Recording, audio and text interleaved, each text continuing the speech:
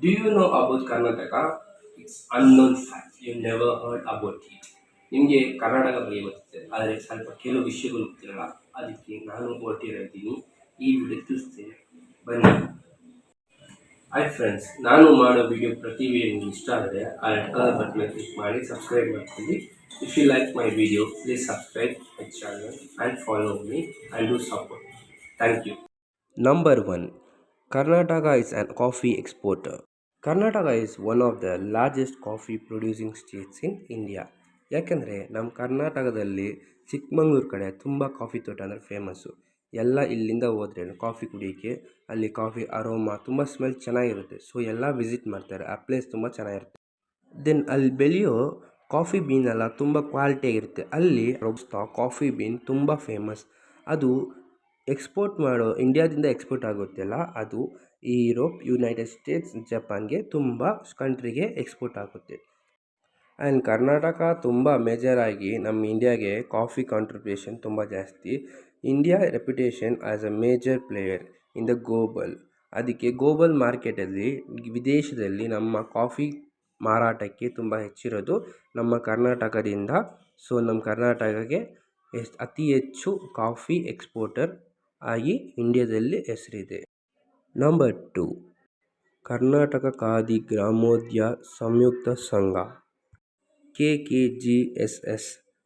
ಕರ್ನಾಟಕ ಖಾದಿ ಗ್ರಾಮೋದ್ಯ ಸಂಯುಕ್ತ ಸಂಘ ಇದು ನಮ್ಮ ಕರ್ನಾಟಕದಲ್ಲಿ ಮಾತ್ರ ಸಾಧ್ಯ. ಯಾಕೆಂದರೆ ಇಂಡಿಯಾದಲ್ಲಿ ಇರೋ ಫ್ಲ್ಯಾಗ್ ಅಲ್ಲ, ನಮ್ಮ ಕರ್ನಾಟಕ ಬೆಂಗೇರಿ ಎಂಬ ಊರಿನಲ್ಲಿ, ಹುಬ್ಬಳ್ಳಿ ಸಿಟಿಯಲ್ಲಿರುವ ಈ ಊರಿನಲ್ಲಿ ಮಾತ್ರ ಅದು ಫ್ಲ್ಯಾಗನ್ನು ಸ್ಟಿಚ್ ಮಾಡಿ ಮತ್ತು ಸಪ್ಲೈ ಮಾಡೋಕ್ಕೆ ಅವಕಾಶ ಇದೆ.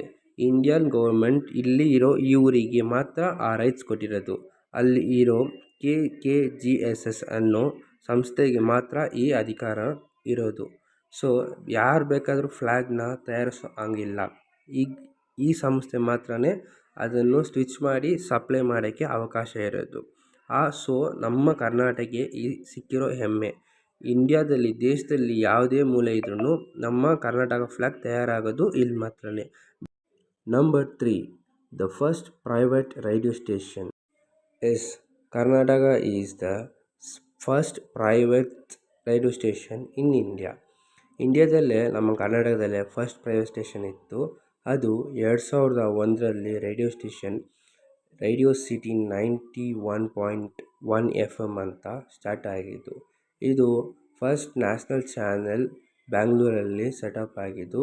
ಈಗ ಇದರ ಪರಿಣಾಮ ನಮ್ಮ ಕಂಟ್ರಿಯಲ್ಲೇ 50ಕ್ಕಿಂತ ಹೆಚ್ಚಾಗಿ ಈ ರೇಡಿಯೋ ಸ್ಟೇಷನ್ ಸ್ಟಾರ್ಟ್ ಆಗಿದೆ.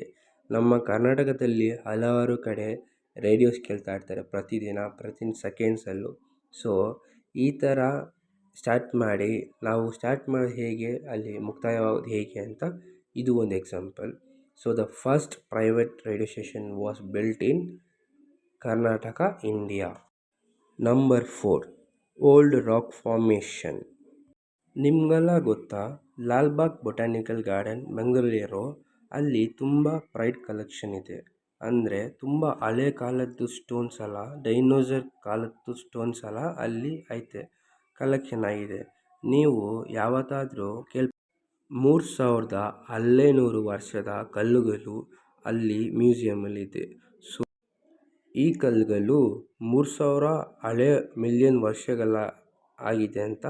ಇದು ಡೈನೋಸರ್ ಕಾಲದಲ್ಲಿ ಇದ್ದಂಥ ಕಲ್ಲುಗಳಂತೂ ಹಿಸ್ಟಾರಿಕಲ್ ಡಿಪಾರ್ಟ್ಮೆಂಟ್ ಅವರು ಇದಕ್ಕೆ ಹೇಳಿದ್ದಾರೆ. 3000 million years ago that the ಕಲ್ಲುಗಳು ಡೈನೋಸರ್ ಒರಿಜಿನೇಟೆಡ್ ಬಿಫೋರ್. ಹಳೆ ಡೈನೋಸರ್ ಇದ್ದಂಥ ಕಾಲದಲ್ಲಿ ಇದ್ದಂಥ ಕಲ್ಲುಗಳಂತೂ ಖಚಿತಪಡಿಸಲಾಗಿದೆ. Number 5. Another language excellency. Tungabhadra ಅಲ್ಲಿರೋ ಕರ್ನಾಟಕದಲ್ಲಿ ನಮ್ಗೆ ಗೊತ್ತಿರೋಂಗೆ ಲ್ಯಾಂಗ್ವೇಜಸ್ ತುಂಬ ಇದೆ. ಅದು most Kannada and is the important language in Karnataka. ಮತ್ತು ಕರ್ನಾಟಕದಲ್ಲೇ ಬೇರೆ ಲ್ಯಾಂಗ್ವೇಜನ್ನು ಮಾತಾಡ್ತಾರೆ. ಆದರೆ ನಮ್ಮ ಶಿವಮೊಗ್ಗದಲ್ಲಿ ಹತ್ರ ಇರೋ ತುಂಗಭದ್ರಾ ನದಿ ಹತ್ರ ವಾಸ ಮಾಡ್ತಿರೋ ಜನರು, ಮತ್ತೂರು ಎಂಬ ಗ್ರಾಮದಲ್ಲಿ ಅಲ್ಲಿರೋ ಜನರೆಲ್ಲ ಸಂಸ್ಕೃತ ಮಾತಾಡ್ತಾರೆ. ಅವರ ದಿನ ಚಟುವಟಿಕೆಯಲ್ಲಿ ಅವರ ಭಾಷೆಯನ್ನು ಬಳಸ್ಕೊಂಡು ಮತ್ತು ಹೊರಗೆ ಬಂದಾಗ ಅವರು ಕನ್ನಡ ಸೆಕೆಂಡ್ ಲ್ಯಾಂಗ್ವೇಜ್ ಆಗಿ ಅವರು ಮಾತನಾಡುತ್ತಾರೆ. ಇದು ನಿಮಗೆ ಈ ವಿಡಿಯೋ ಇಷ್ಟ ಆದರೆ ನನಗೆ ಸಪೋರ್ಟ್ ಮಾಡಿ, ಇಲ್ಲಾಂದರೆ ಡಿಸ್ಲೈಕ್ ಕಮೆಂಟ್ ಹಾಕಿ, ಏನು ಪ್ರಾಬ್ಲಮ್ ಆಯ್ತಂತ ಹೇಳಿ, ನಾನು ಅದು ಸಾಲ್ವ್ ಮಾಡಿಕೊಂಡು ಒಳ್ಳೆ ವಿಡಿಯೋ ಹಾಕ್ತೀನಿ. Thank you.